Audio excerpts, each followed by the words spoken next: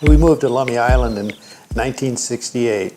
We came from Seattle, and we wanted to get out of the traffic and live in a more rural environment, and it was very rural on Lummi Island in 1968.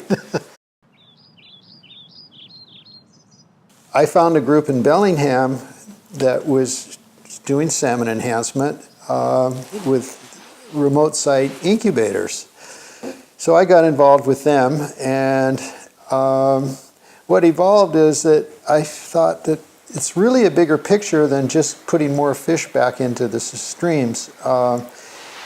We need to do something about the habitat, and that's how we got started. And then it just kept growing and growing and growing. Although along the way, there are little few bumps in the road. It hasn't been easy, and of course the biggest problem is money, is funding. So we've been very reliant on grants, and we've been very successful in getting grants, but we also try to get help from our community and give them some ownership and to help fill in the holes, because the grants don't pay for everything that we do.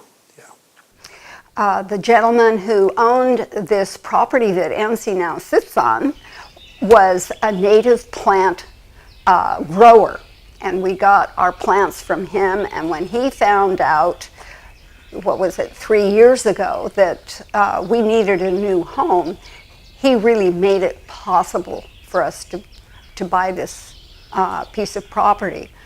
I have a feeling that we all respond to our environment, whether consciously or unconsciously. And if it's pleasing and aesthetic, I think we thrive and we do a lot better.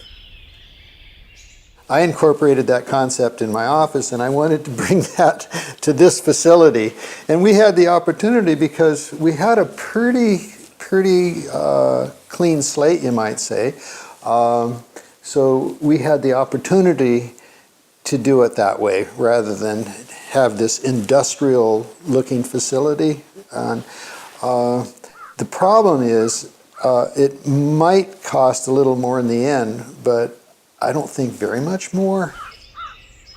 One of the loveliest features that we have on the property is our faux stream bed, and it has gravels appropriate for different varieties of fish spawning.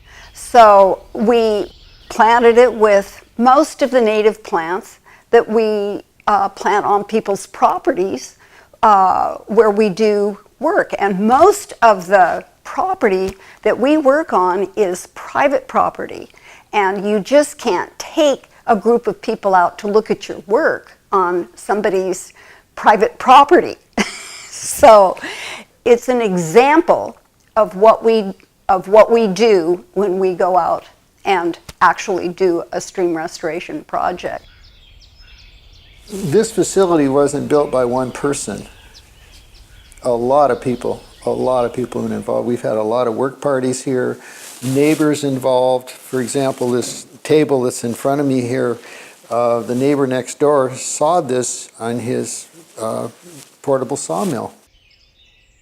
It's a community, you know. We don't live in this world by ourselves. We live as a family, and the stronger the ties are between the family members, the stronger we are as a unit, and the better we're all going to thrive.